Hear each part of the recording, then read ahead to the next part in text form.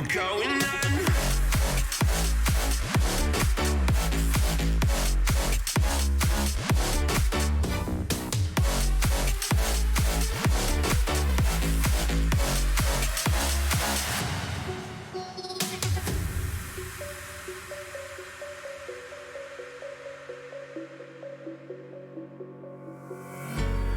When the lights go down, I've seen hell in you, but you don't care, no, you don't care, no. You just rather watch me fall from a quarter mile. I can see you at the call. Think about it, ring won't tell you what I saw. When you break it off, you'll see who had it all. You had it all.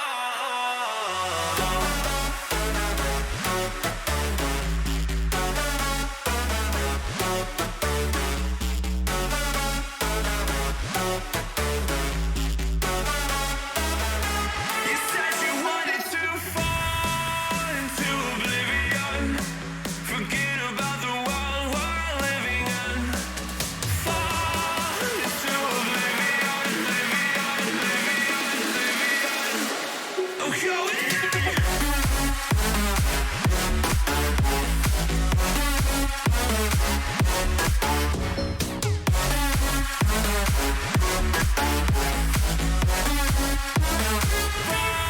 Fall into oblivion.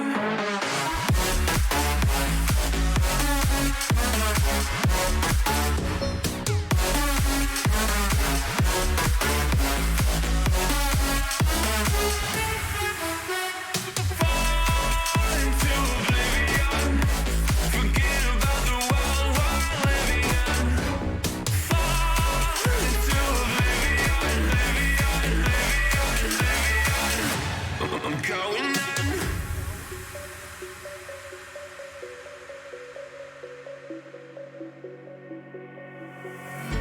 You can't fall asleep when you're counting stars. Get it together. Your mind can't sleep when you let it serve. And now you wanna see me fall from a quarter mile. I can see you at the call. Think about it, ring won't tell you what I saw. When you break it up, you'll see who had it all. You had it all.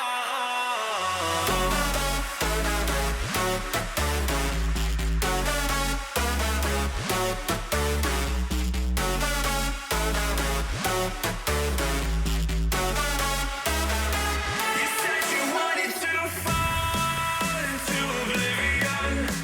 Forget about the world we're living in. Fall into oblivion, oh, going in.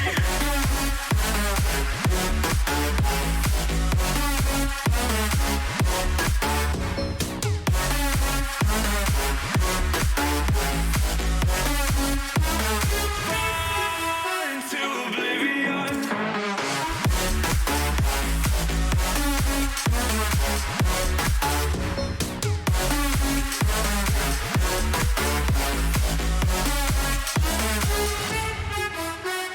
Fall into oblivion. Forget about the world we're living in. Fall into oblivion, I'm going on.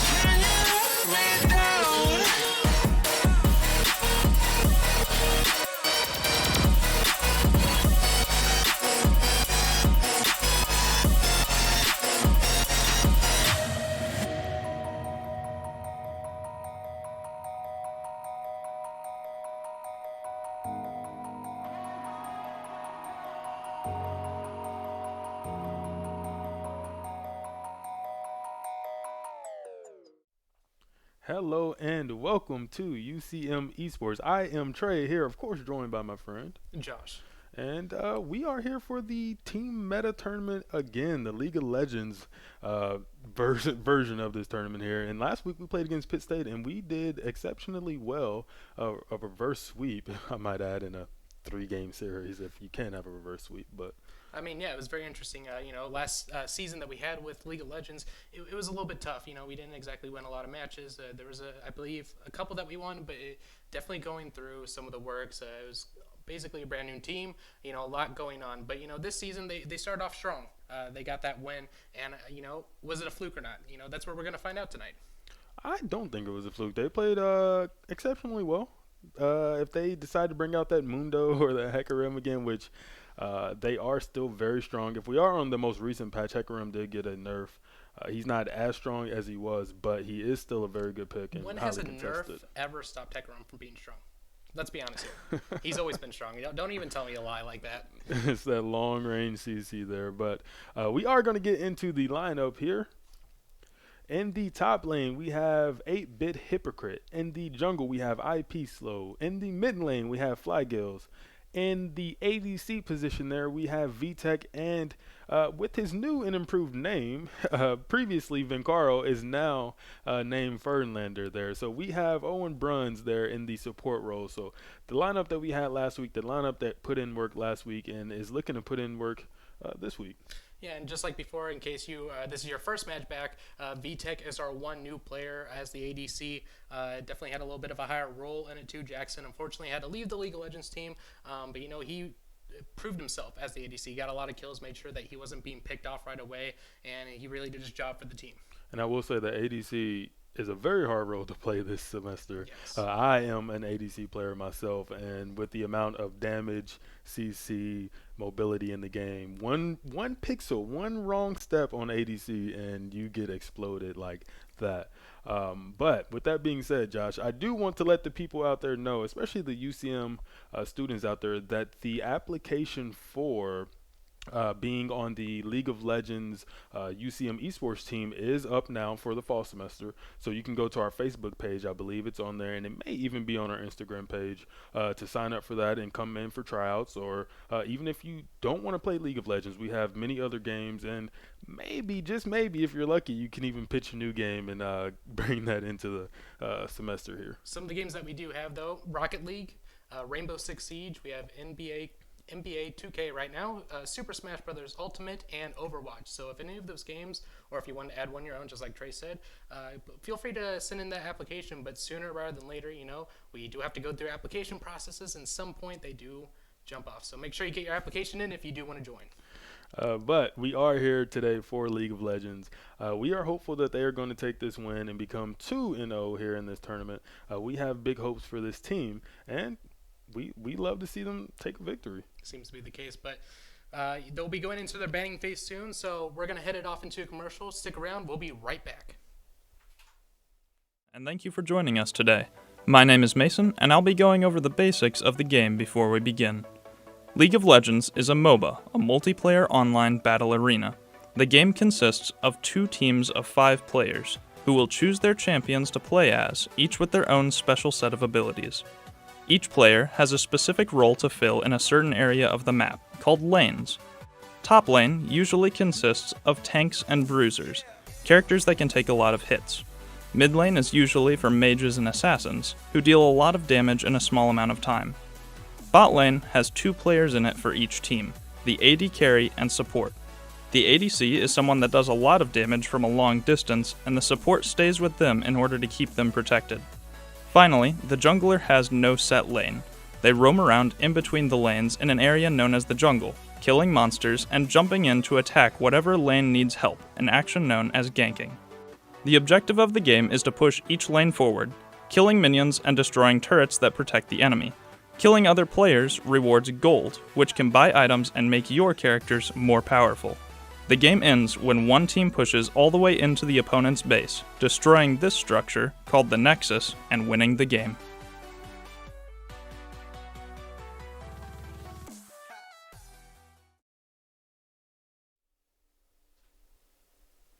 And we are back with some League of Legends trade. Right now, they are in their banning phase. It looks like UCM is going to be picking the first one. Top laner Fiora is taken out of the pool. That's an interesting choice of ban there. Generally, Fiora isn't really picked in competitive gameplay and never really has been. So they must have did their homework there and know that the top laner on Ole Miss there loves to play Fiora. Looks like both the mid laners for Zed and Vigar have been taken out. We've seen Vigar every single banning phase so far this game, and it looks like a Nocturne and Tristana as well. Those are two very good bans there. Tristana specifically, she is amazingly strong at the moment. She did get a nerf on the most recent patch, but she still is a very pick ban champion there. Nocturne, he's good in that mid lane. He's more of a mid laner these days than he is a jungle. His ability to roam with his ultimate to mid or to top or bottom, makes him a very strong pick. It looks like the first pick on UCM side is the jungler Hecarim. This was the make or break for both teams last game, and it seems like UCM is going to go right off the first pick for that. Yeah, he's still a very strong pick. Last week he did wreak havoc in game 1 and 2, and he was banned in game 3, and UCM decided to pick up the Mundo. So we'll see if they follow that same pick ban there, and as you can see there, Ole Miss decides to pick Kai'Sa. Very strong ADC pick in the meta at the moment. Definitely seems to be the case. Definitely a scaling champion too, no matter what. However, the Ivern jungle pick, I don't know how I feel about that one, to be quite honest. Ivern, a very unique jungler. It's more like a support than anything. So if Ole Miss wants to, come out of this alive, they're going to need a lot of damage. And they do have that Kai'Sa there. Kai'Sa does deal an exorbitant amount of damage here. I'm interested to see if they go ahead and take an engaged support here to pair up with that Kai'Sa, such as a Rel or a Leona or something like that. But as you can see there, a little bit of scrolling there. UCM did decide to go with the Caitlyn, which is kind of surprising because Caitlyn isn't really in the meta at the moment. The Tristanas, the Kai'Sas, the champs like that are more picked than Caitlyn at the moment. However, a good Caitlyn will utilize their traps very efficiently. You have Caitlyn players who just go and wait for their 6-shot headshot, but it's the trap placements that really spark a lot of the damage on the Caitlyn. Top lane, though, we do have the Ornn. We did see the Maokai ban. Our top laner has been playing a lot of Maokai, so probably realized that you still need a tanky top laner to go with, and Ornn is always a good choice. Like, it's never a bad choice. You do a lot of damage. You're tanky, you got CC, and then if you do bad in the lane, you basically give half an item to your teammates late game. Yeah, so that's why they called it Ornn duty. So they just put him on Ornn duty there. I am kind of surprised they didn't go ahead and take Sion. Sion is extremely strong at the moment, and he scales infinitely into the game with, I believe, I'm not sure if it's his normal passive or if it's on one of his moves, but he gains HP for each minion that dies in his vicinity. But the Ornn is going to be up against the Camille, another very strong pick. They always say that she has a Cho'Gath ult on her Q. She is very strong, and that Q is very strong. So it will be Ornn versus Camille up top. It definitely will be a weird, I feel like, fight, though. Ornn's going to be wanting to, use his Q to spark up a pillar and then try to smash her to get that knock up. And Camille is kind of, grabs onto a wall to get the knock up. So I wonder how that interaction is going to go. While that's happening, though, UCM goes and bans Lucian and Rel. Did not want to see a Lucian mid laner from last week. It happened too many times. Rel is just a good support pick ban right now anyway. She's really strong if you know how to play her well as a team. And Ole Miss goes and bans Lux and Swain. Very interesting bans here from Ole Miss. I'm guessing these are all bans that are specific to who they're actually playing rather than meta bans, as Lux and Swain aren't, and Maokai for that, aren't really in the meta ever. So those two bans, they're interesting. And there goes Ole Miss with the Leona. I figured they would pick some kind of engaged support to pair with that Kai'Sa there. And Leona is one of the best engaged supports you can pick. And he needs someone really tanky too, because like we said, Ivern's more of a support player than anything. And if Leona's going in to get the stun, to get the slow off, she either needs to get the peel or Kai'Sa needs to get the peel whenever Hecarim comes into the backline. We do have a pick for our support is going to be Thresh. Caitlyn Thresh, I believe, is a pretty nice combo. If Caitlyn, gets that trap, it's going to be really easy for Thresh to get two of his CC attacks off, or vice versa. Yeah, Thresh is extremely strong at the moment also. He is a pick ban champion in the meta at the moment. And currently, people are maxing his Lantern rather than his Q because there is so much damage in the game. Being able to throw out the Lantern quicker with the CD reduction from leveling it and getting a bigger shield is just so valuable, especially for your squishy ADCs. Now, Lissandra for UCM's mid laner is a pretty unique pick. I don't think I've seen, I believe it's Flygills in the mid lane. I don't think I've seen him on the Lissandras yet so far. And you don't necessarily even see her in pro play too often. I don't think you even see her too much in regular draft picks, but if you can play around Lissandra, she can be a nice little damage dealer or peeler. Yeah, I like that pick for Flygills. Lissandra is very safe. If you save her E, if you don't waste it on trying to go aggressive on your lane opponent, her E is very nice for escaping. So him, if he's able to do it, he can just farm in the mid lane, and if he is ganked, back off with the E. So that pick is actually very good because it also can lock down the Kai'Sa if she uses her ult to get into the backline of UCM. So I actually like that pick a lot. And then Lissandra will be going against Ahri, which, has a good charm, does a lot of damage, and can engage. She has her ultimate, which is a bunch of dashes. So we'll see how they end up faring. We're going to be taking a short break right before they get into the match, so stick around. Culver's is a proud sponsor of UCM Esports. Welcome to Delicious. Imagine opportunity. Got it? Good. Now pursue it. Choose the right college to cultivate it. Discover your passion, your talent. Now share it. Embrace it. Go global. Find support, network, build your team. Set a goal, work hard, achieve it. Be proud of yourself. Celebrate it.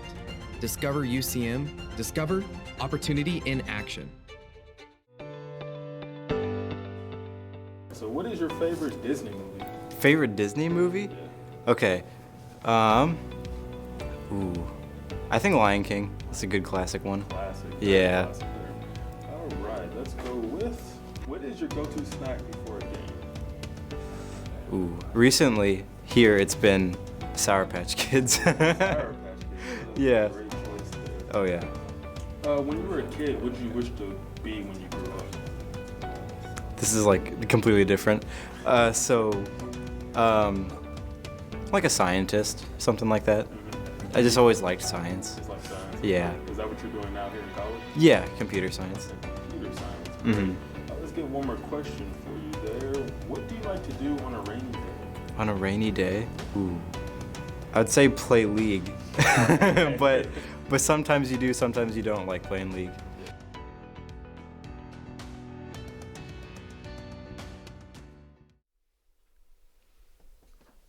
Hello and welcome. We are into the match here. Let's see if we have any shenanigans here, as Ole Miss looks like they could be grouping up for a jungle invade.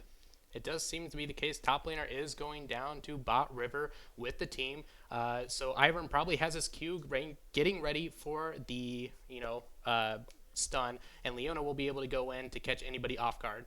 Flygills happens to see the engage, but he's trying to run away. Very good choice to invade there, as Ivern does miss his snare, but Camille goes in with the long range flash and her grapple there, and down goes Flygills. Immediately UCM is at a 500 gold deficit, and I'm sure that's going to grow as Ivern may steal some of the jungle. That might be the case. I mean, Flygills, I feel like, did the right thing. Saw the invade early, was running away, missed the Ivern Q, so he didn't get CC'd. Just the grapple onto the wall from Camille into a flash to get the knockup. Can't really, you gotta basically frame for frame flash that to survive it. So I don't hold it against Flygills at all, and right now looks like Old Pipe, who is the Camille, is down to flash. So we'll see if Hypocrite can get anything in the top lane. Yeah, solo queue, that may have tilted the team there. Dying at level 1 is always very tilting, but we are expecting UCM to be able to come back from that, as we are off into the game here. So we do see the normal jungle clears from both jungles. I'm actually surprised that Ivern didn't choose to stick around and take some of Hecarim's jungle there. Kind of a missed opportunity, but nonetheless, he is farming fairly well there. Definitely seems to be the case right now. Just first couple minutes into the match, people are just going to be laning the minions for the most part. Shouldn't be having too many shenanigans until the first scuttle comes up, unless something awkward happens bot lane, because that's whenever the 2v2 fight fest starts to happen. And Ivern is pathing towards top. Ornn, this lane is actually quite frozen and actually is now pushing towards Ornn's tower. So he may be safe there from a gank from the Ivern unless Ivern decides to come from the jungle. But Camille's actually amazingly low at this moment. She's taking a lot of damage here, and this wave is in a very disadvantaged position for her. And yeah, this is going to be a dead Camille. Yeah, we had IP Slow coming in to, catch the Camille off guard, but 8-Bit Hypocrite, I don't know if you were watching, he was timing a lot of his attacks with his Grasp of the Undying, so not only was he healing it back, but he was also doing extra damage, so it just seemed like his abilities at level 1 and 2 were just doing so much damage, and, IP Slow was just making sure to get the kill top lane. Camille had no flash, so, it was an easy gank, easy gank. Yeah, that was the issue there, is that Camille was pushing when she knows that she doesn't have her flash. Top lane is the longest lane and the hardest one to get away from ganks in. Her pushing like that just immediately opened her up to dying, and I do believe, actually no, she did not use her teleport, so at least she still has that, but she is susceptible to another gank if Hecarim really wanted to come back. And I don't know why she was being that aggressive either way, because what's Ivern going to do in that situation? Whenever the scuttle fight going on bot lane, it looks like Hecarim, Caitlyn, and Thresh are coming up there to secure it. Bot lane on the side of Ole Miss decided not to show up at all. We saw Ahri coming in at the last second, but she was way too far behind, and it looked like Ivern should have just backed off way beforehand. Yeah, I think he was trying to go for a smite fight, but it just didn't work in his favor. It's interesting that he was even there in the first place. Very bad positioning by him, but he is headed back up to his top jungle there. And if Ornn stays, he could be susceptible to a gank. So let's see if if Ivern decides to go to top, as mid is also susceptible too, as Flygills is fairly far pushed up. It looks like Ivern will be taking the top scuttle, though. Looks like Hecarim, while he was roaming up top lane, decided to go straight to bot lane. Maybe that's why the Ivern got caught off guard. Camille does go in for an engage onto 8-Bit Hypocrite, because we do have Naked B coming in for the gank. But 8-Bit Hypocrite is able to dodge the Ivern Q and is able to get away safely. What a missed opportunity there from the Ivern. I'm sure he's kicking himself by missing that Q there, as we did see him miss a Q early level 1, and we saw him miss a Q there. So he needs to tighten up on that CC, because that's one of the big reasons why you pick Ivern, as once he hits his Q, his teammates hold that thought, as Flygills is taking big damage there. Thresh is there to kind of pull him out. That was weird. I don't know why bot lane was... Oh, okay. I guess they were saying it for Drake. I was wondering, why is bot lane all the way up at mid right now? Scuttle's been taken already, but, Mountain Drake is up. Ivern is recalling. They have no way of stealing this Drake right now, so this will be the first Drake going over to UCM. That's really, really quick, too, as it spawns at 5 minutes, I believe. 5:20, and they already have the first Drake, so we are on pace. If they really wanted to continue taking the Drake immediately, on pace for a very quick Drake there, or a very quick soul, excuse me. At the state of the game here, Caitlyn is down in some farm, so she is down by about 6 farm. Flygills is also down by about 10 farm, and top lane is down by 2 farm, so UCM is currently down in farm, but they are up in gold. Seems to be the case. We do have... actually, Ole Miss actually got first blood. So they didn't even get first blood money. It's actually kind of insane to see that they're up in gold right now. 1 kill usually doesn't mean that much of a difference. And no tower planes have been taken, so I guess it's just from 2 kills and Drake. That's where they're getting their gold from. Yes, they are. As Ivern, I'm not quite sure what this Ivern is doing. Ivern is generally thought of as a gank-heavy champ. He doesn't clear very quickly because of his passive. He doesn't actually attack. If anybody didn't know, he doesn't actually attack the camps there. He sets a sort of a ring around them, and once the ring has been fully procced, he can then proc the ring again and sets free the jungle camps, but he does absorb the EXP there. And he has not been ganking at all. He's been trying to power farm, but you're not... On Ivern, you're not going to out-power farm a Hecarim, as you do see the difference in farm there. You can see from the top right icon on the Ivern, he is going Avery, which usually means that they have one of their room pages so that whenever they smite a creature, they get a movement speed burst, and that's very particular on Ivern too, because like you just said, if he goes and puts a ring around a creature, he can just smite it for instant gold right then and there and get that movement speed to gink. But I mean, doesn't seem to be the case, where we only saw one main gank. We had the first one at the very beginning, but that was like a team shenanigan, and then we had one top lane that ended up failing. The other time was at a scuttle fight, and that was not a gank. So right now seems to be a problem. However, 8-Bit Hypocrite goes in for the ultimate. Hecarim does come in and fearsome into the Ornn to get the kill. Very easy play. I mean, you said Hecarim got a nerf. I don't see no nerf. As he did come in from very far. They did not nerf his ultimate at all. His ultimate is the main part of his kit that makes him very, very strong. He came in from past that little wall there to under the tower and pushed Camille back from her tower. That was just crazy. But Camille is back with her teleport, and they do get at least one tower plate from that. One tower plate indeed. IP Slow is going to be going back. He has no top camp, so he will be recalling all the way back, maybe grabbing part of an item or finishing an item. Right now, bot lane just seems to be chilling. We do have the CS back in favor of UCM just by a little bit there, so it looks like they're able to catch back up. And, you know, I will admit, early game for bot lane probably isn't the best. Camille goes in for a knockup on Ornn, though.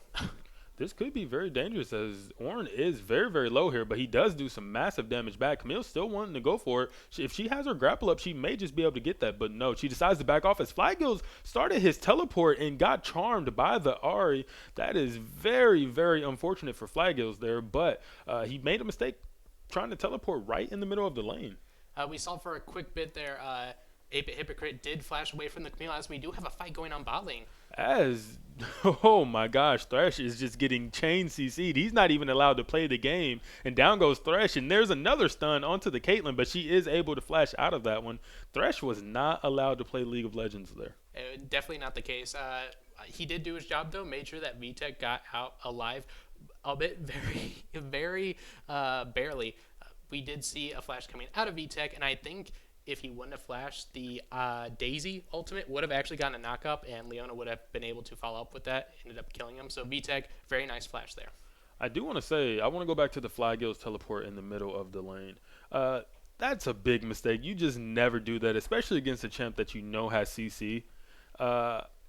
I'm not quite sure what he was doing there. Maybe he was looking top and wasn't paying attention to his own lane there, but that is a huge mistake, as he does lose the teleport, and he kind of debated his team, because his team's like, yo, teleport's coming in, I can go back in, and that possibly could have gotten, I believe he's teleporting the top to help the Ornn, but that possibly could have gotten Ornn killed, because he's like, man, my teammate's coming, I can go in, and then all of a sudden, no, Lissandra. Everything worked out in the end, though. UCM didn't take any fatal losses from that. I've seen people teleport and then Akali, goes and hits him with the W and just runs after him. So, it's happened before. It happens to pros on the occasion. You just got to deal with it and move on. We do have a Cloud Drake up for the second one, so that means our Dragon Soul or our Drake Soul will be either the Fire or the Ocean Dragon. And those are considered the two most, I think they're kind of overpowered, but the two strongest Drakes in the game, specifically the Ocean one, especially on tankier teams, is just so unbearable, because the amount of heal that you get. Hold that thought, as Hecarim is coming in, takes the Thresh Lantern, big time ultimate there, but is stunned mid ultimate. Leona doing what she can to save her Kai'Sa, as Thresh just misses the hook on the Kai'Sa.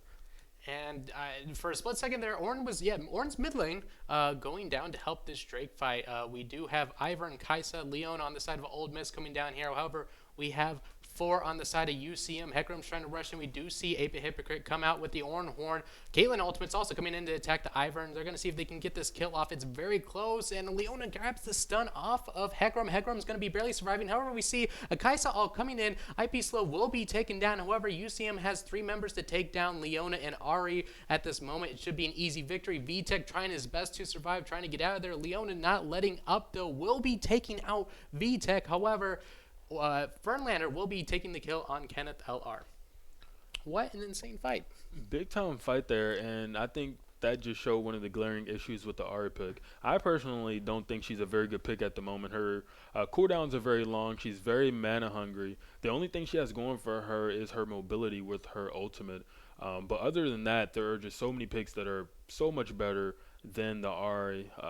I personally don't think it should be a pick, but that kind of showed it there. Ari was stuck on the side of the wall there without her ultimate, and I believe she maybe threw 2 charms and maybe 3 Qs in that entire fight, and you see the results. Definitely see the results. UCM will be fighting another result as they're about to get the Cloud Drake. Ivern does show up in the pit, however, not able to get in time. UCM has 4 members down. Caitlyn went top lane, so that way Camille just didn't keep taking top towers. So very good, nice play on UCM. I will say, too, that UCM has been going against these split-pushing type of champions in the top lane. I'm talking about last series also, as this Camille is not leaving her lane for anything. I found it kind of interesting that Ornn is the one that has teleport up, but he walked down to the Drake rather than it being the Camille coming to help her team with it, considering she doesn't have her teleport. So this Camille is dedicated to the split pushing, and she is 21 CC, or excuse me, CS above her lane mate. Right now we did see Sim coming in, trying to take out Flygills with the charm and just the charm. Wasn't able to find it. I think Camille was waiting for an attack coming in since Ornn hadn't been top lane for like the past 3 minutes. But, you know, Camille's loss should just stood there, did nothing, and had to go back now and has to go back to top lane while Ornn is pushing in with 3 plates left on. We do see Ivern moving up, spots a ward at the Rift Herald, but I don't know what he's going to do. I mean, he's moving up towards this Ornn as he is pinned between the Ornn and the Hecarim at the moment. So if they really wanted to, they could go after this. As Ornn is moving in on him. There comes that Hecarim pushing him back into the Ornn. Up goes the Ivern, and Ivern should go down as he did fail his flash there. And don't get me wrong, Josh, we have all failed the flash on that wall there. That wall? That wall specifically. That wall you can't flash over. That wall, I mean, you can. You can if you're closer to the tri-bush. Yeah. But he was not. He was in the river. We have all made that mistake of trying to flash that wall. I know I have, so I cannot condemn him for that one. But it does get him executed here, and he is 0-3-3, so he's not doing too well as the Thresh hook comes out onto the Kai'Sa. Kai'Sa ults going into the Threshold. Thresh is just getting pounded there. He steps on a trap, and the Caitlyn with the net gets off the headshot on the Kai'Sa, and this could be a double kill as the Leona's deciding not to run. She's going to stand and fight. She could get this Thresh kill. She does put her Ignite on him. Can she get the last hit? No, he did not go down. That was so close, Josh. Ignite was ticking. However, it was ticking for a majority of that battle. So whenever Leona went in for her last-ditch effect, the tick was done and Leona was taken down. That was wonderful teamwork by VTech and Fernlander. It was very close. VTech did not come in on the Thresh hook and heal. Fernlander would have died. As we do have another fight up here, and this Hecarim is just pushing everyone around as Camille does ult onto the Hecarim. IP Slow forced to come out. Ornn with another big knockup of both of them. This could be a dead Camille. Red is ticking off, but there goes the auto attack from 8-Bit, and he looked like he wanted the Ivern, but had to back off as Leona is top. Here comes the Ahri, ulting in, looking to get her charm off. Flashes, misses the charm. IP Slow is going to get out of there as he does go back in with his ultimate. Oh no, he goes back in trying to save his teammate and pays the ultimate price. Ornn is for sure going to go down here, and that is a double kill for the side of Ole Miss. I think Ornn was doing the tried and true method of a support, like, only one of us is going to get out of here, so let me sacrifice myself. But, you know, IP Slow has been very strong, has been surviving by the grit of his teeth a lot, so he felt a little bit more confident. But sadly, the death was in vain. Both characters do end up going down, and like I said, I do that so many times as support, and my ADC still dies because they're like, oh, you want to go in? I'll go in too. As you do see there, his luck did run out. He did try the hero play and paid the price for it. And there goes that double there for Ole Miss, as the goal difference here is about 1.5K. So a very close game here at 16 minutes. And Ivern is coming in looking to put in some work, decides he cannot make that and backs off. But there is very bad communication by Ole Miss as Camille was teleporting and everybody else backed off. And that is a waste of a teleport. And wow, just terrible communication there. We do have Leona coming in from mid lane unexpectedly. We still have the fight going on. Caitlyn has to flash over the wall to escape. Camille jumps over with, but there's 3 members on the side of UCM to try and protect this Caitlyn. Ornn will most likely be going down by the hands of Misfits, and it looks like UCM is going to back off before any more casualties take place. Hold on. There goes the charm onto Flygills. Flygills CC'd. He could not even take his E back to where he needed to be. And down goes Flygills. That is brutal. He could not even play the game. The amount of CC coming out of them as a big-time thresh hook on the Camille. Camille just standing there looking to take the Bramble Vest and sniped. Headshot there by Caitlyn. And I'm not quite sure what the Camille was doing. She could have just took the bush there and made her merry way out. And I don't think this fight's over yet. They want to go for Water Drake. As Thresh does hit a hook on the Leona, not the target you want to pull in. Thresh does get caught by the Ivern, getting pounded away on by the side of Ole Miss. In goes IP Slow with the Hecarim ultimate. Big simp going down there. Big time ultimate coming in from the Ornn. Ornn putting in work there. Leona is sure to go down. Daisy still doing what she has to do. In comes Flygills and out goes Ivern. That is a 4-for-1 on the side of UCM. Excuse me, 3-for-1 on the side of UCM. That was just a lot going down. Let me go back just a little bit. The first mistake, Camille teleporting bot lane on Ole Miss's side. The bot lane on Ole Miss was not expecting it, so they had to change the tactics, go in. Thresh was ready though, saved the Caitlyn, but as soon as Caitlyn took the lantern, Mitsits or the Kaisa ulted, so that ultimate was wasted. Then they go into this long, extravagant fight. Leona was mid lane. I don't understand why. Was able to pick somebody off. Camille just chilling near the Dragon Pit, so Thresh gets an easy hook off. Was able to get the kill. Wasn't expecting Camille to die. And then they go in for the Water Drake, and we have 2 teleports on the side of UCM go in, which allows them not only the 3v5 victory, but also the 3rd Drake of the match. Yeah, the Camille play there was unfortunate. She could have just popped the bush there and popped over the wall as Hecarim is coming in on the Camille. Camille just is most likely going to go down once more here, as these are 2 very tanky opponents and they do quite a bit of damage. And down goes Camille. She is 0-5. She is not having a good time at the moment.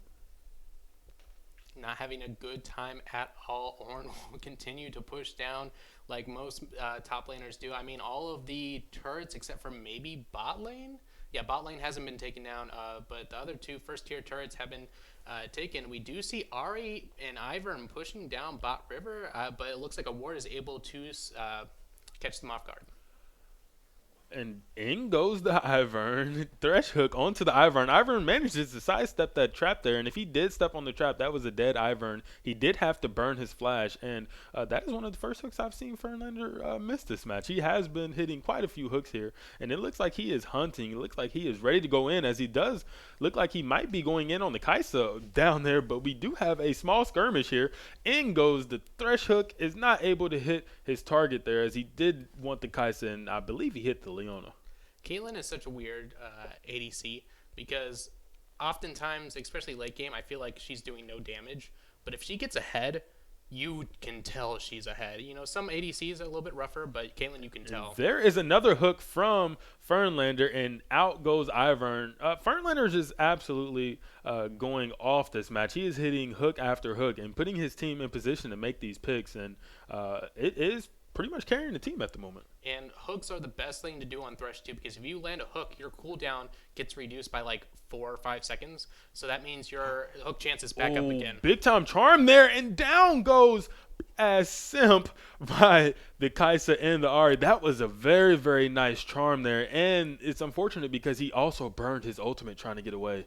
Yeah, it's a shame whenever that happens.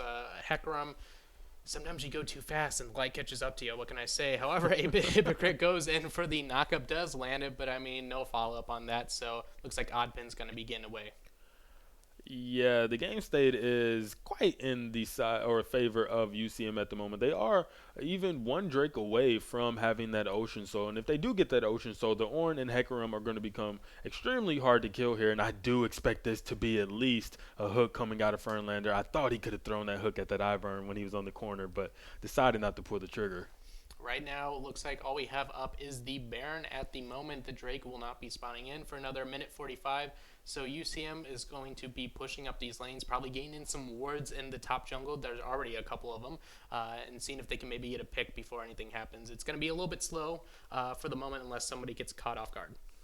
Honestly, I'm not quite sure that they should be pushing up this far without their Hecarim, as Ole Miss is a five-man team at the moment. So very smart to back off there, because if they do die there, that is most likely going to be a Baron, or, I mean, Dragon is up in a minute. They could at least set up their wards and get that prepped up for the final soul point for UCM at least. I mean, Ole Miss only has one ward on the side of UCM's jungle, but a man. Threshold coming in onto the Ivern will be catching Naked B off guard, and the Hecarim ult into the main force will be taking out the Ahri. This Ivern is absolutely dragging his team down, and I mean that literally. He is getting dragged by these Thresh hooks constantly. I do believe that is the second time in a row that he has died because he has been hooked by the Thresh. So unfortunate there for him. I mean, like I said during the banning phrase, Ivern's a very support type champion. Very squishy. He provides a lot of shielding, provides, some CC. He can't really go into a fight, so getting hooked by that Thresh just kind of means instant death. Even Daisy can't really save him too often. As UCM is going to be burning down this Baron, it looks to be going down fairly quickly, and there is nothing that Ole Miss can do about this. So this is going to be a Baron secured for UCM, and I would not be surprised if they go ahead and take that Ocean Soul and then push on through bot or mid after this. There really isn't much that Ole Miss can do, as they might be able to go ahead and burn down the Dragon before UCM gets there, though. Lissandra's already down there, already got the situation under control. Looks like UCM will be making a five-man push over here. However, that Drake is getting melted really fast. It looks like they're just going to have to give it up. Doesn't want to, they don't want to ruin their Baron buff that they just got. At 23 minutes, Baron buff's a lot better than, getting the last Drake possible for them. So that was a very good back off there. They don't need to rush it. It's only 23 minutes. Ole Miss is still 3 Drakes away from being able to secure a soul for themselves. So very nice play there from UCM. I do expect them to go ahead and hit Ole Miss with the 1-3-1. They do have a fairly good comp for that, but I mean, they also have a really, really good team fighting comp. I'm not quite sure about their siege potential, though, as Caitlyn is really the only one that can be smacking away at the towers if they do decide to siege. Looks like you were right on the spot, though. Yeah. Orin will be going top lane. We will be having Caitlyn, Thresh, and Lissandra kind of chilling in the mid lane, and we're going to be having Hecarim split pushing bot lane with this Baron buff. And, one of these towers is most likely going to be taken over. At 24 minutes, UCM has an 8-kill lead. They can't expend all their, people and everywhere, or they're just going to die. They're champions. But Ole Miss does decide to match that. But with the Baron buff being there really isn't much they can do, as Ivern almost gets caught again there trying to clear that ward. And I believe Fernlander has him scared. Ivern is frontlining quite hard in this match. I'm actually very surprised that Ivern didn't, do a freak out flash, not freak out flash, what am I talking about? Just flashing, because, that hook was literally just inches away. However, 8-Bit Hypocrite goes in with the Ornn Horn, will be melting down this Camille, and it looks like the Baron buff minions will be the ones taking the actual kill. That was some massive damage from Ornn. That looked like last season Ornn damage before they nerfed him, but I guess he's just that far ahead. And that damage came through with only tank items. That just goes to show you how powerful this champion is, especially if he gets ahead. It makes no sense that he is that tanky while being able to do that much damage, and that's the power of Ornn. I mean, the Breath of the Fjord is just, it's percentile damage, and like you said, they nerfed it, but it still does percentile damage. So, and especially with Grasp of the Undying, if you can proc that at the exact same time, it just feels like it melts their health away. And that is, I feel like this is case in point of why these split push champs or these carry top laners are not in meta at the moment. The meta is very, very tanky champions, and champs such as Jax and Camille, unless you get ahead early or pop off during the match, you're not going to be effective. This Camille is 0-6-3. She has 3 assists, and her team has 12 kills there. She does go in there and gets knocked back by the Thresh. And this could be a big-time knockup from the Ornn. And Ahri walks right into it. Here comes the Lissandra starting a big-time team fight. Ahri just stunned, cannot play League of Legends, goes down. And this should be a dead Leona, as Hecarim is going to be chasing the knocked-up Kai'Sa, and Kai'Sa instantly melts. Ivern forced to run back to his base, and this should be the game going over to UCM, and this will be match 1 for UCM. And as we can see from the chat, it looks like Ole Miss actually surrendered. So we'll be ending before they can even finish the turrets. I mean, it was basically called. Everybody had a 30-second cooldown except for the Ivern. Ivern's not going to be able to even kill one of them when the whole team's up. So, I mean, what can he really do? Never give in, Josh. I know, Never. I know you're not supposed to ever give in. That's, you know, like, you got to play till the end. That's the whole deal. But there is nothing they can do. It's never over until that Nexus is exploding. But we are going to go to a short break before we get into the next match. Stick around. Taylor Industries is a proud sponsor of UCM Esports, a family-owned and operated business. College, you don't want a piece of paper. You want an opportunity. The opportunity to lead, to innovate, to transform. The opportunity to excel beyond what you thought possible. At the University of Central Missouri, your goals are achievable because we give you more support so your ambition faces fewer obstacles. Embrace your potential with the backing of 150 years of academic excellence, with undergraduate and graduate degrees available in Warrensburg, Lee Summit, and online. Discover UCM. Discover opportunity in action. The Office or Parks and Rec? My girlfriend just actually got me into The Office, so I'm gonna say The Office. Oh, man, but you've already seen Parks and Rec. No. Okay, well, that explains it. I mean, you'd be like, man, I want to nerf this. Probably Aatrox. He's quite a few nerfs. Yeah, All right. they need to keep coming. Yeah. What is the best piece of advice you've ever received? For League or? Just in general or league? Best piece of advice?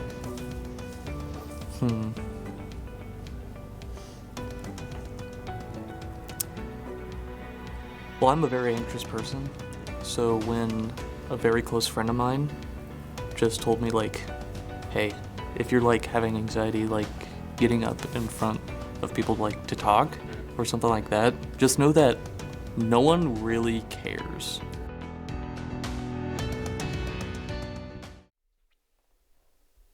And we are back with some League of Legends Stray. We're back in the banning phase. Once again, Ole Miss going out with the Vigar. Why is Vigar being picked? I do not know why he is being banned, but it looks to be like both teams are just running back the previous bans. I understand why UCM would. If it's not broken, don't fix it. But Ole Miss, I'm surprised that they aren't banning some or at least a few of the chumps that were picked the last match. Granted, we do still have 3 bans here, and there's the Orm ban. So I spoke a bit too soon, and we're going to get into as UCM decides to ban the Hecarim from Ole Miss. And I was going to say, I'm surprised that Hecarim didn't come out on the side of Ole Miss, but UCM's like, you know, last week they played Hecarim, they won. We played Hecarim, we won. So if they choose Hecarim, we lose. So let's just ban them before anything happens. And the first pick for Ole Miss will be the ADC Tristana this time. And Tristana has been more of a flex this season than she has been in previous seasons. Tristana is considered a mid or an ADC this season, and she is very, very strong in both roles. So we don't know where she's going to go yet. Granted, it could be ADC. I mean, but at the same time, it could be the mid. traditional choice, you know. Very good at taking down them towers. Tristana and Ziggs and Jinx, the 3 big powerhouses of just ending games as fast as possible. And just like that, we have a Leona with the Jinx. I'm not quite sure why UCM did not go ahead and take the Thresh there to pair with the Jinx. Jinx, granted, she's not completely immobile once she gets happy, but she does not have dashes or flashes or anything like that. So a champion like Thresh alleviates that with the Lantern. So I'm not quite sure why the Leona pick instead of the Thresh there, but nonetheless, they do pick that Leona. And out comes the Rel from the side of Ole Miss. Rel is a very unique choice. Some people don't like her. Others say that she's really strong right now. And she's very tanky, and she has a lot of CC. Like, it's insane how much she has. However, once she gets off that horse, very slow. You know, she's stuck at like 250 movement speed permanently while she's off, you know. So you really have to learn how to play around that Rel. We will be seeing Lissandra on Ole Miss's side this time, and UCM will be instead choosing the Lux mid lane. Yeah, I'm of the mindset that I think Rel is absolutely broken. no matter how much they nerf her stats or anything like that. Just the fact that her CC or her kit has so much CC in it makes her a great pick there. And this is actually quite interesting that Lissandra is becoming like a pick ban in this series here. Lissandra's not really picked, but here we are 2 games in, and she's picked both matches there. And out comes the Skarner ban from the side of UCM. That one is new from, I don't believe that was there last season. We do have a bit of a technical glitch there, but that is a Skarner ban on the side of UCM. I mean, right now, both teams needing their top and jungler right now, so that's all we're going to be seeing with these last 4. We will be seeing the Cho'Gath ban top lane. We saw 8-Bit Hypocrite play Maokai. We saw him play Ornn. We saw him play Malphite, yes. So we haven't seen the Cho'Gath yet, but he's been playing these tankier champions. He probably has some Cho'Gath experience. That is the meta. Tankier champs up top is the meta at the moment. It is very, very strong. And there comes a Volibear ban from the side of UCM. Volibear is another extremely strong pick at the moment.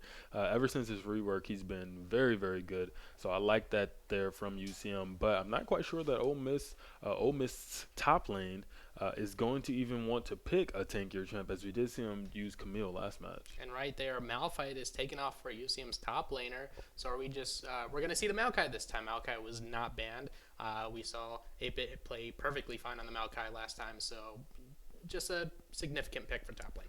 I'm willing to bet that we're going to see a Mundo pick come out from the side of UCM next match. I mean, it's not banned. In this next pick here.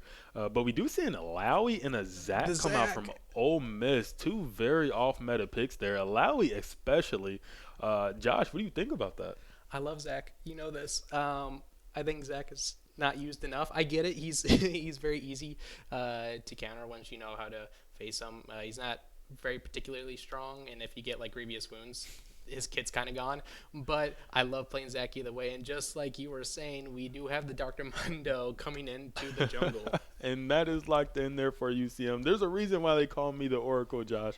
There is that Mundo, and I do expect him to be very strong this match, as Ole Miss is kind of kiteable here. I feel like they're extremely kiteable, but we are going to go to a short break before we get into this match.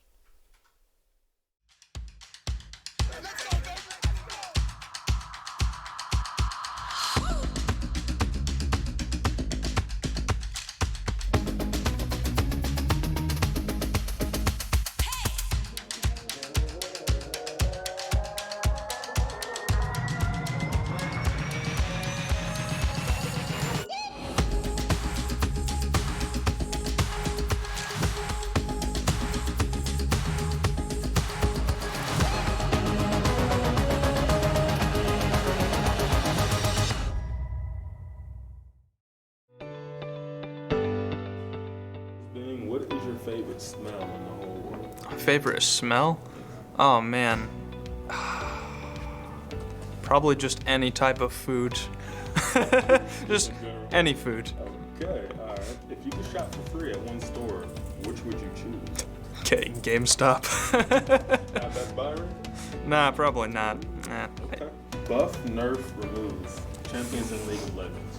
Oh man. Okay. I want to see a buff for Corky, which we kind of got recently. Nerf Set. I realize I just don't like fighting him. Remove Aphelios. Get him out of the video game. Just make him go away. So the 2 most recent champs, you want nerfed and removed. Yes. Yes, I do. I should say something about League of Legends there. All right.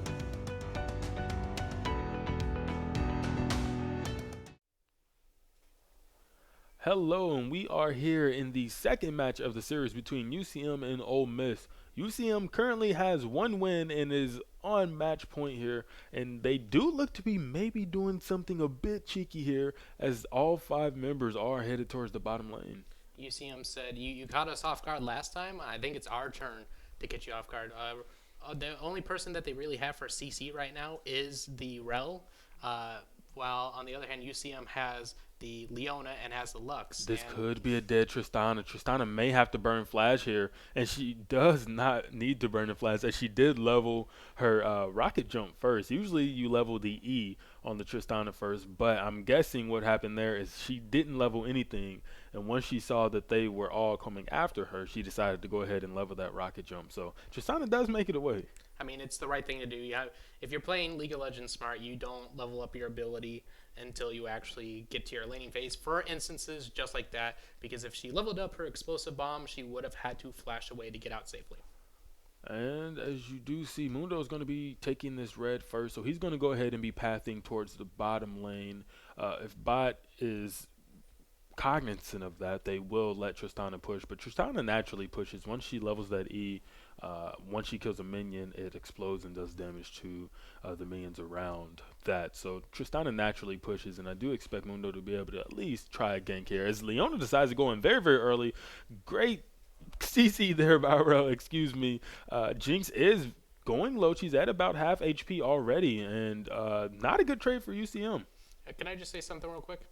Why did Ole Miss's bot lane not realize that they were potentially down in the bushes? If you can see on the mini-map where Dr. Mundo is, there are 2 blue wards in their top jungle. They knew Dr. Mundo was top lane. Why would they not expect them to be in the bush? I have no idea. But, I mean, it turns out UCM actually got the worst end of the deal anyway, so it doesn't matter. Yeah, so that's one of my issues with playing ADC too. Sometimes your support goes a little too ham and thinks that you can just walk past the enemy support, and it's like, no, bro, it's a Rel. I cannot walk past her. And Jinx does take a lot of damage there. Maokai and Alawi up here just having a wet noodle fight is both at her about 2/3 HP. Maokai's going to have a rough time. If you've never seen Alawi, she has tentacles appearing on the side of the walls. And Maokai essentially has to play League of Legends while playing a mini game. He has to dodge the tentacles, and if Alawi is able to grab a hold of his soul, then if he doesn't get out or Alawi does too much damage, more tentacles will be spawning in to hit him. So it's a two-way game he's playing. Very interesting interaction there, as Maokai can use his snare, his twisted advance, to go through the tentacle / soul pool of Alawi there. I've never seen that interaction, as I don't really get to see much Alawi gameplay. She's not very popular, but that was pretty interesting. She's a very good team fight player. I've seen games where it looks like one team's going to win, and then they go 5v1 on an Alawi, she ults, and then she just 1v5s. Like, it's insane what her ultimate can do in a team fight. We'll see if Alawi can actually pull that off, though, in this game, or something else ends up happening. I'm wondering if, I'm not quite sure, and I'm pretty sure that she doesn't, but does Alawi build this season, does she build a Stride Breaker? Because that item is completely broken on bruisers, as it mitigates their ability to be kited. That's one of the main reasons why bruisers weren't picked that much, is because, hey, you can kite them. But now Darius and Garen can just Stride Break into you, deal damage, slow you, and dash towards you. I don't think Alawi builds that, but it would be interesting to kind of theory craft that. I mean, just like you said, I don't personally have an idea, because when do you see As Alawi's? 8-Bit Hypocrite takes massive damage. Sorry to interrupt you there, Josh. Down goes 8-Bit Hypocrite. And in the mid lane here, we have another fight. Lissandra does snare up Flygills. Flygills gets pulled back in by the Zac as Zac goes into his blob mode. And this is a wet noodle fight if I have ever seen one. And Flygills may go down. Big time barrier there from Flygills. This could be a dead Lissandra, and in comes the Mundo to save him. But he misses that cleaver there, and that was most surely a dead Zac if he hit that. That is unfortunate there, but they do take the 1 kill on Lissandra. That was very nice on the side of Flygills. If you've never seen Lux, once she hits somebody with one of her abilities, they get a little light orb around them, and if Lux is able to auto attack, it does extra magical damage. And sometimes when you're in that situation where you're about to die from the jungler and the mid laner, you don't really have backup at that moment. Your main objective is to escape. But Flygills was making sure that once abilities were hit, that he was still auto attacking, which just kept on doing so much damage that Big Simp and Naked B weren't ready for. Big Simp, as IP Slow here is clearing his Raptors. I do expect him to recall there. Big time save there coming out of him, and he's very close. That is so unfortunate. So Bush League there. He dies to the Raptors, and I don't even know what to say there. I mean, have you never died while taking a Raptor camp while playing jungle? I don't play jungle, but even so. Have you never seen somebody else do it? When we talked about that flash top lane, I've seen that happen to junglers where they just die to a Raptor camp. It's happened to me when I played Zac before. I usually have my passive up, so I'm okay, but it does happen, but still not expected. On a grand stage, he dies to the Raptors. The Raptors must lift pretty hard to go ahead and take out the Mundo there. But we do have a wet noodle fight going on, which is kind of interesting because she does use tentacles. So, I mean, are tentacles considered wet noodles? Are they noodles? I mean, maybe if you, I mean, no, I don't know. Maybe if they're raw, but let's go back down to bot lane right now. Jinx on the side of UCM, our VTech, is doing a lot more CS, has 10 up on the Tristana, which is actually kind of surprising. I know Jinx has a rocket launcher, which allows her to get a lot of group CS, but Tristana is I feel like should be getting the CS pretty evenly as well. The game is at a fairly stagnant place at the moment. The gold difference is about 300 gold here, so the game is very stagnant. Nobody's gone after the Drake yet. It has been up for about 2 minutes at the moment, as Lux looks to be pathing towards bottom. Looks to be maybe just setting a word there in that bush as she is, and at the moment nobody's set up to really do anything. Top has been the most explosive. I mean, when it comes to Drake, we will be seeing on this minimap now, 4v4 are coming down to this Infernal Drake.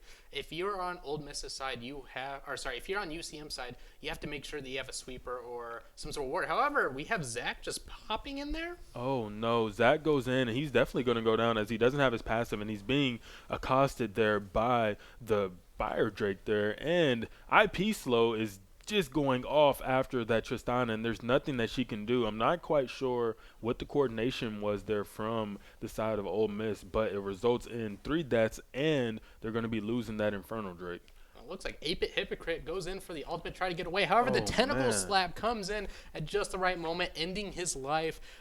So one little small win on the side of Ole Miss, but we do see in an Infernal Drake, and I believe 3 kills on the side of UCM. So there's still a better trade on UCM side. I'm willing to bet that 8-Bit Hypocrite has not played against Alawi much, so he's not able to predict the amount of damage that she's going to do. She does a massive amount of damage there, sometimes to the point where you're like, what in the world? And because you don't play against her much, you can't really predict how much is going to happen, as the Rail decides to go in onto the Leona forced to flash. She does have the explosive charge on her, but that is not going to be enough damage onto the Leona. Going back to the Alawi, not only is probably just like not that much experience playing against the champion, but also without any jungle interference, I'm pretty sure Alawi wins a lot of these 1v1 brawler fights, because like you said, you do so much damage. And I said earlier, like, you're playing a mini game with the tentacles. It's very hard to CS without taking damage against Alawi. So it's just something that you really have to watch out for. And while the CS isn't that much difference, it is counteracted by the kills in top lane. And I will say that in this match, Ole Miss does have a much better team fighting composition than the side of UCM.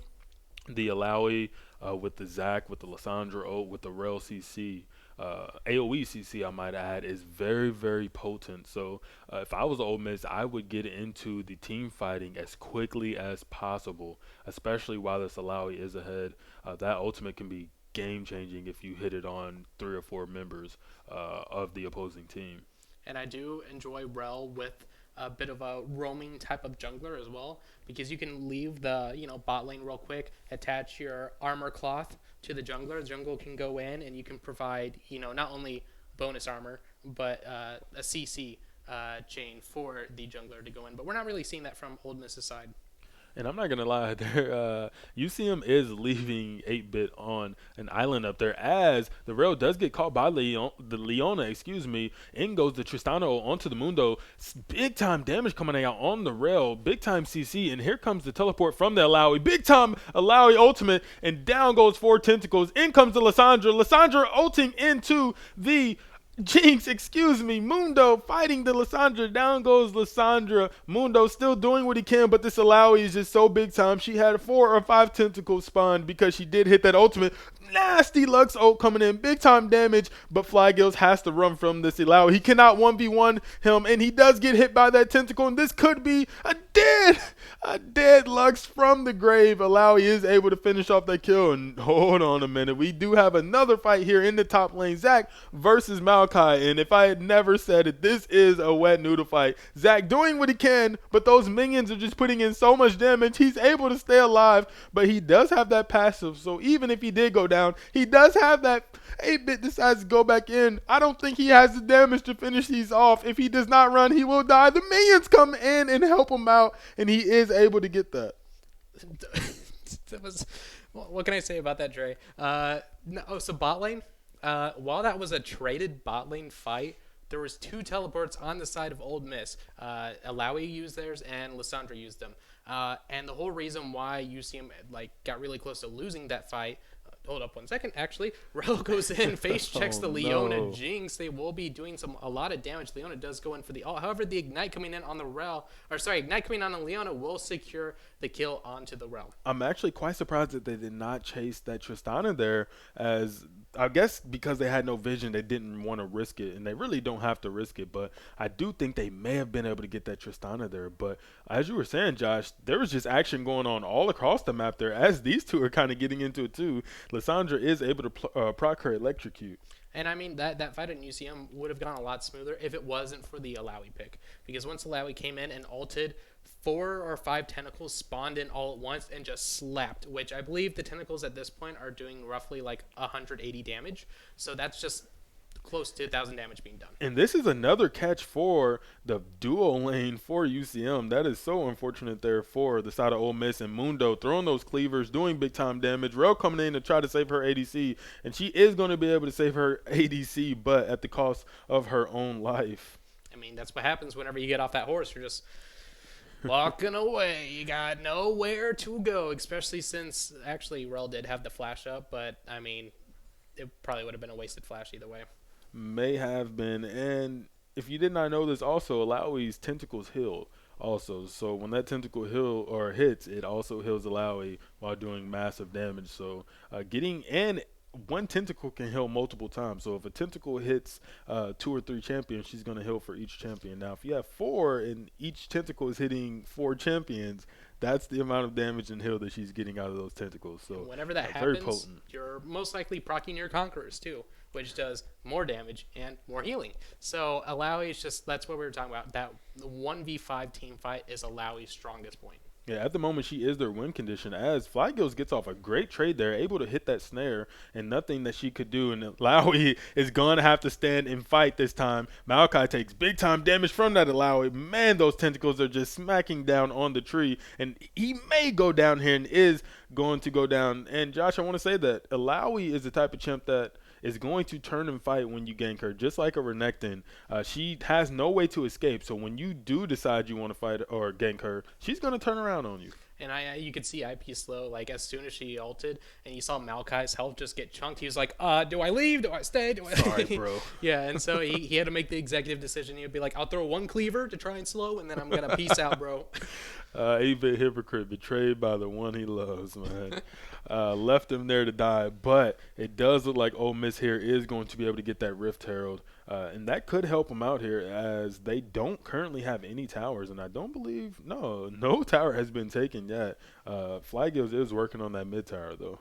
Yeah, only 2 Drakes on the side of UCM, and it looks like the Alawi and Zach will be taking the Rift Herald, which will probably help spark that first tower takedown. While there is no gold whenever they go, because plating, it's been 14 minutes now, so there's no plating gold. If they can get that first tower, that's still 150. Something cheeky might be happening in mid lane. Zach looks to be lining himself up to gank this Lux. One thing I will say about Zach is that he has some extreme ganking paths when he's leveling that slingshot there, but he does go in and he is snared right there on the edge of that tower range and was taking massive shots there, and Lux is able to finish that off 1v2, and this is going to also be a dead Lissandra.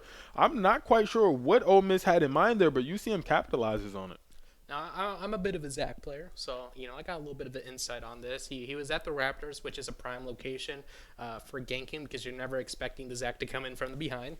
However, Lux was playing extremely safe underneath their tower, which you should against a Zach, because he can even tower dive you very easily. Naked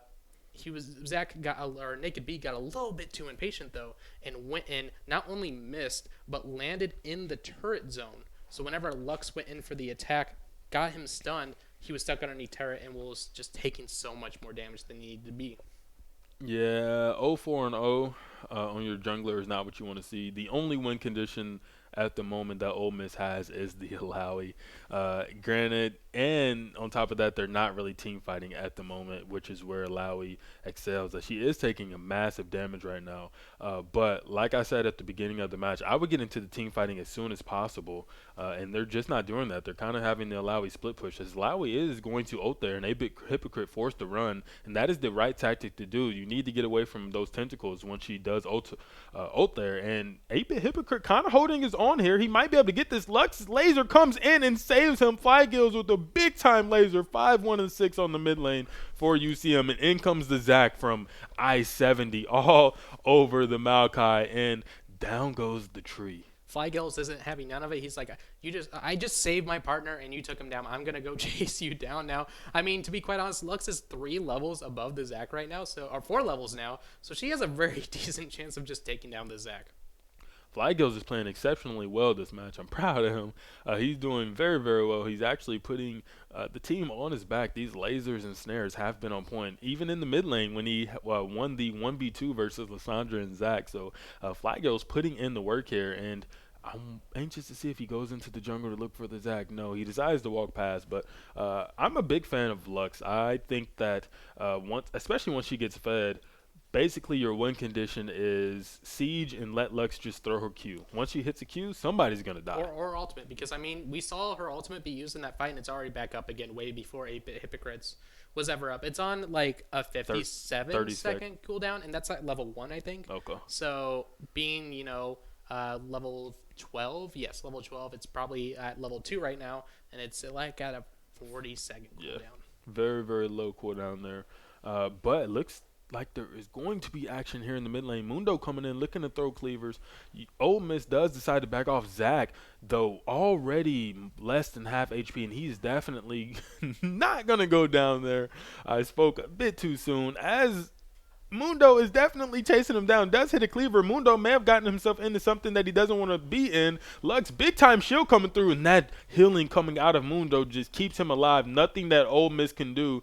And down goes the Lissandra also. A very unfortunate fight there for the side of Ole Miss, as they didn't have their Alawi there, and she is the win condition. And it was a little bit too late of a teleport on the Alawi, so she's there now, but nothing else is going on. So kind of a bit of a wasted teleport. In last round we talked about how the Ivern just kept on getting called out, and guess who's getting called out again? It's the Zac, the jungler. Not only is he bringing himself down as a jungler, but he's bringing most of his team down with him. So right now UCM is just at a very strong advantage at a 12 kill lead. Yeah, oh man, and Leona decides to go in on the Alawi though, but in this small corridor, that might not have been the right thing to do, as Alawi does flash over onto Fernlander and is going to go ahead and pick up that 450 gold shutdown. She is 6-2 and 3 and absolutely massive. She's doing nasty damage. Ole Miss should only be fighting when Alawi is there. She can carry this game if they allow her to. Might be the case. Leona had actually the right plan too, because when she went in, she's like, oh, I see the ultimate, I'm going to flash out of there. But for some reason, Alawi flashed, but Alawi's just really fast. I actually wasn't expecting her to be that fast. She has I think it's the Divine Sundra, which I don't think gives movement speed. I think it's more of just like healing. Hold that thought, as Lissandra does decide to go in onto the Lux. In comes the Zac, smashes Flygills against the cannon minion. Flygills able to flash that, throws back his Lucent Singularity, and almost gets the kill on the Lissandra. Zac is able to dodge that snare there. He's going to have to run, as he did get hit by the Zap from the Jinx, and there is another kill for UCM. Flygills is getting saved by his teammates consistently this match. Zac, you're 4 levels underneath the Lux. What are you doing 1v1ing? I understand Lissandra was there at the beginning, but you had to back away. You're not gonna be able to beat a Lux by yourself. She just does way too much damage. There's too many level difference in there. At this point, there's nothing that Zac really can do. The most he can try to do is maybe get a cheeky slingshot off to try to propel his team into getting a kill, but the things that he's doing now is not working, and he really is becoming a bit of a hindrance to his team at the moment. He is also down double the CS on the Dr. Mundo as well. So it's not only just, he's dying a lot, but it's also just being out jungled right now. As Alawi trying to get in there, she is definitely walking around like a tank. She is just going in. She does not care. If she gets off a good ultimate, your HP bars will melt. But UCM does look to maybe be posturing up for a Baron here. They decide not to pull the trigger. They do set a red ward there as they are moving towards mid lane here. And Mundo is coming back from the base. Definitely seems to be the case. We have very good wards on UCM right now after pushing in. Got wards all over the Baron, and we got a couple wards, or we got one ward in their bot jungle. But it looks like Jinx and Leona kind of staying mid because I think they really do want to possibly take this Baron, and to do so they need pressure in these lanes. But it's just very hard whenever Alawi just steps up. That was the opportunity that Ole Miss needed, and they decided not to pull the trigger. If Zach could have gotten in a slingshot there, that would have been 2v5 in the favor of Ole Miss, and that would have gave them just a small glimpse back into the match. As Zach does go in, does hit Fly Gills. There is not much follow-up, but he is able to get that kill there with the Lissandra. Down goes the Zach once more, dies to VTech. VTech on a rampage, getting happy. Once that Jin starts going, she is unstoppable, and Oddpin is able to pick up Fernlander, and that is a 2 for 2 there for the side of, actually a 1 for 2 in favor of Ole Miss.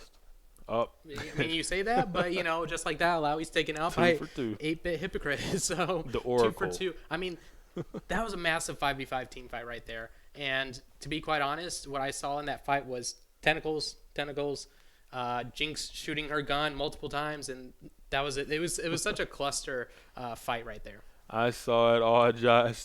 Make no mistake, I activated my Sharon gun and saw it all. No, but with that being said, UCM made a slight push there into the base. They decided to back off as Leona and Lux are coming back from base, and Jinx is here on the red. She could have made a mistake there, but is able to make it away. And who are they going to give that red over to? Tristana is still coming back from the base. I'm anxious to see if this Zach decides to take it. I mean, Zach is really low on CS, so he's probably like, I need this. I don't got no gold. I mean, if we take a look at the gold real quick, UCM is up roughly 6,000 gold. And that's 2 full items right there on the side of UCM versus Ole Miss. Yeah, it's looking dire here for Ole Miss, but they still do have this team fighting comp, and they still do have massive CC.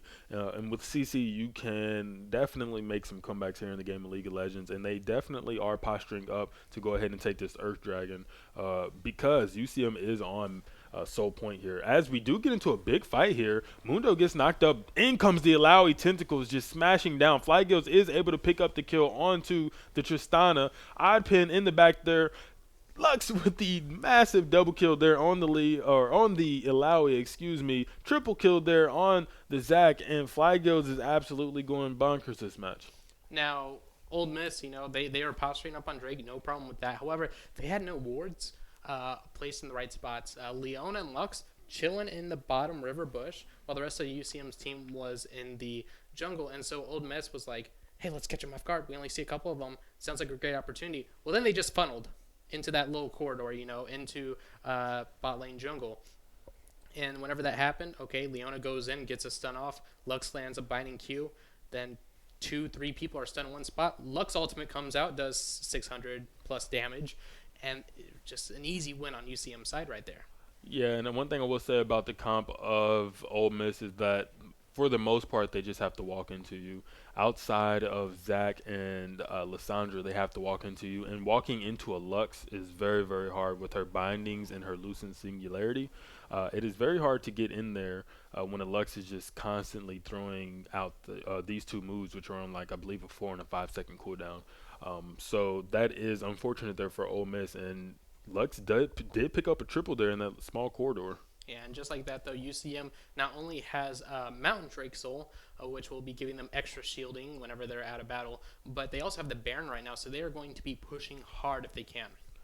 And in goes the Zach. They still might not be able to kill this Mundo, though, as he does have the Earth Soul and his ultimate here. As they are chasing him, in comes the flash from the Alawi, and they still don't get this. Look at the healing from from the Mundo. He has more health than he did before he started the fight, and they are finally able to kill him once that ultimate wears off. And unfortunate there for IP Slow, as we do have another fight here. Big time ultimate there coming out from the rail, and that's what I'm talking about. Nasty Tristana into the tower. Tristana doing what she can. She's getting off the damage. She's going to get the reset. Can she get in there on the Maokai? Is she going to use that? No, and that's what I'm talking about. That is nasty damage. And in comes the Lux ultimate onto the Tristana, and look at that sad dragon just laying next to her. That was so unfortunate. So technically, Maokai got the kill, but the Lux ultimate did so much damage to Tristana, and then also Arcane Comet just came in flying in from bot lane to deal some damage, and I think Maokai just happened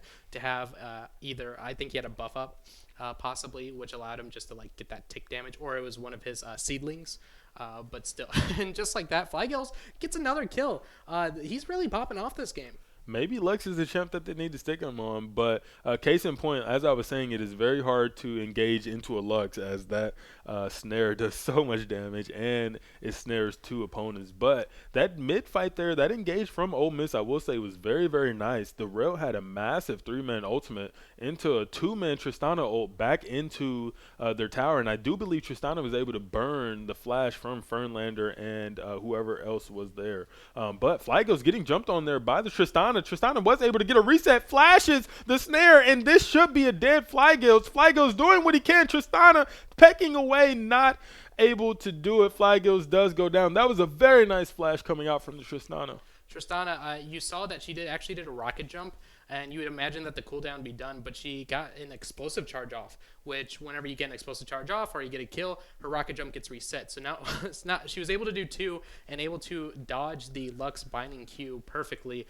So that was a great little 2v1 on the side of Ole Miss. That was very, very nice there. Nice play coming out from Tristana. But I'm kind of sad that Flygills gave that away. I do believe he was worth kill down gold too, and Tristana is a hyper carry. Once she hits that 3-item breakpoint, which she's going towards now, she's looking for that Infinity Edge. She does become very strong, and she can become a win condition here. So Flygills not really wanting to give out that bounty there, but he's still doing very, very well. Very strangely, even though all the bounties have been, taken up from UCM that they originally had, UCM is still 8,000 gold up. Alawi was able to get behind them, does miss everything on the Jinx. Jinx gets put in from the rail. Down goes the Jinx. Mist is able to slay VTech, and I'm not sure that was the correct move from the Tristana with that ultimate, able to save the opponents there, as she is trying to peck away at this Mundo. Mundo's health bar is barely going down. He is so tanky at this point, and oh my goodness, Tristana gets absolutely deleted from Summoner's Rift. And the only person up right now is the Lissandra, and she cannot, or I don't believe she can take on a 4v1 right now. Yeah, no. Will they be able to take it at this game, though? Will they forfeit early again? I do not know. Rel will be coming up, and so is Zach, but I mean, Zach is at like level 12 right now, so that's not really much of a, it's like, what can you really do with that? I hate to say that, but I mean, Zach is just that far behind. It's gotten to the point where Dr. Mundo can just run down Alawi now without having to worry about it, and Zach can't really do much. Yeah, he's pretty much out of the game, and Flygills is so far ahead that he's split pushing on Lux, which I do not recommend normally, but at this point, there's nobody on the enemy team that he can't one burst, I believe. So he is doing his thing down there. And this Elder Drake is going to be up in 33 seconds. And UCM looks to be resetting so that they can go ahead and take this Elder Drake. Yep, all four characters did do that recall, and they are all pushing towards the bot, river, and jungle. So that is most likely going to be the case. They're going to be posturing up right now. They have such a kill lead, such a gold lead, that there should be no reason why they don't take this. However, I will say, this is the perfect time for Zach to steal, because he can just jump over the Drake. It's very hard to expect that unless you have a ward. However, at level 13 versus level 16, Dr. Mundo should smite this every time. Yeah, it's going to be very, very hard. Mundo would have to be CC'd. And look at how fast they are burning down this dragon.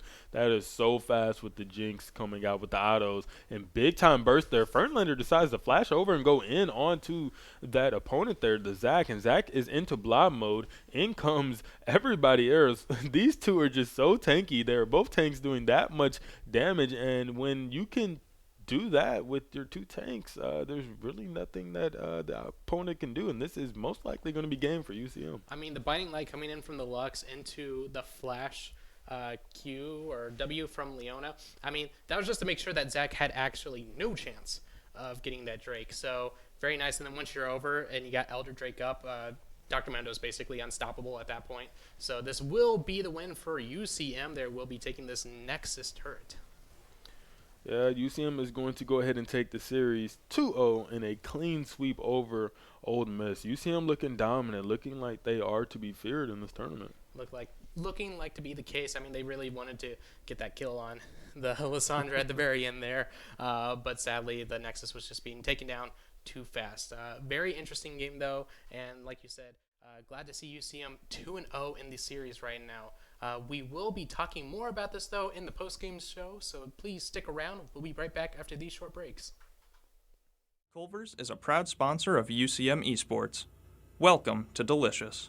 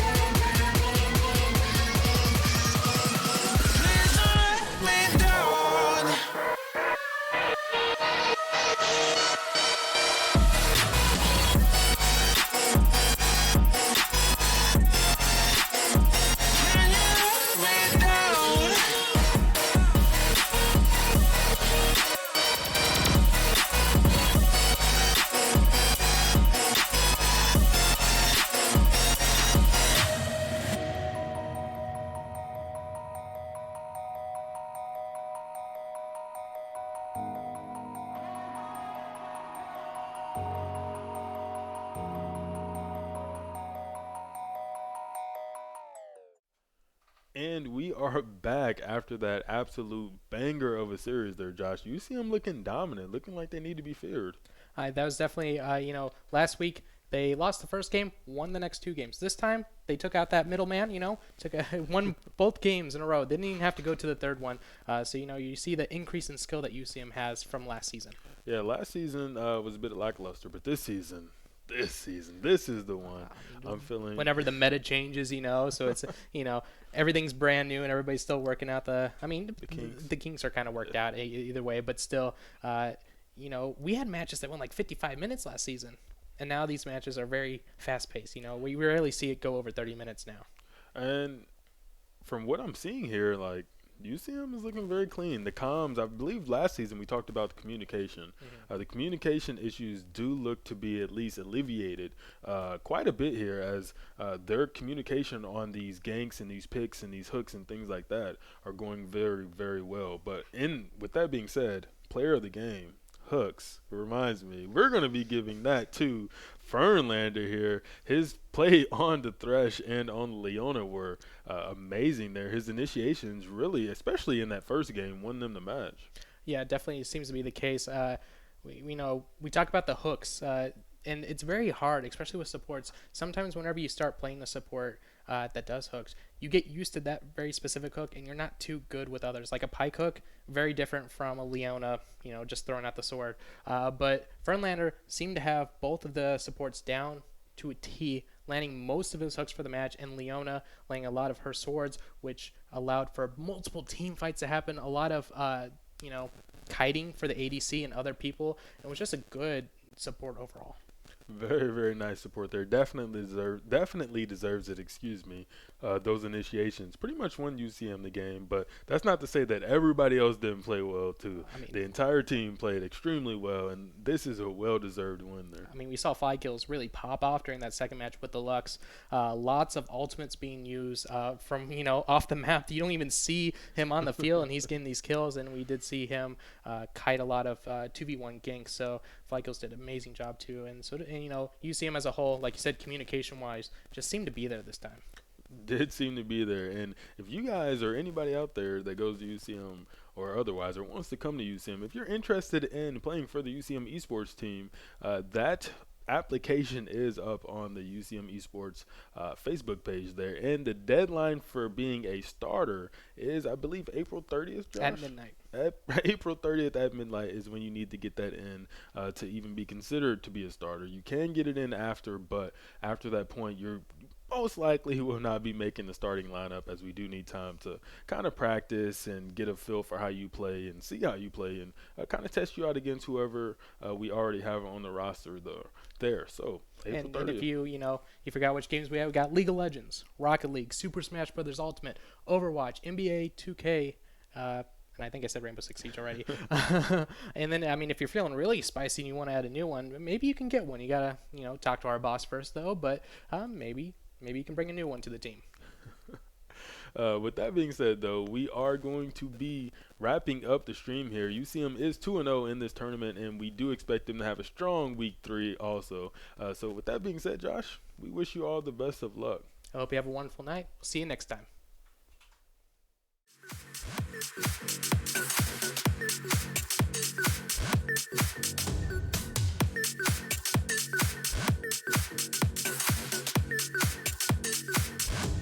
I'm going